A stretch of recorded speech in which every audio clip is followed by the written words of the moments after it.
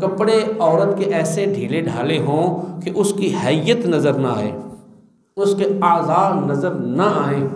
نماز پڑھے تو اس میں یہ چہرے کی ٹکلی، ہاتھوں کی تھیلیاں اور پاؤں کے اوپر نیچے تلوے جو ہیں یہ، اس کے علاوہ پورا بدن چھپا ہونا یہ ضروری ہے۔ ایسا باریک کپڑا پہنا ہوا تھا کہ جس سے رنگت، بازو کی رنگت یا پنڈلیوں کی رنگت ظاہر ہو رہی تھی تو اس کی نماز نہیں ہوگی۔ بعض عورتیں ململ وغیرہ کے باریک چادر اوڑھ کر نماز پڑھتی ہیں، تو اگر اس چادر میں بالوں کی سیاہی کی رنگت ظاہر ہو رہی ہے تو اس کی نماز نہیں ہوگی۔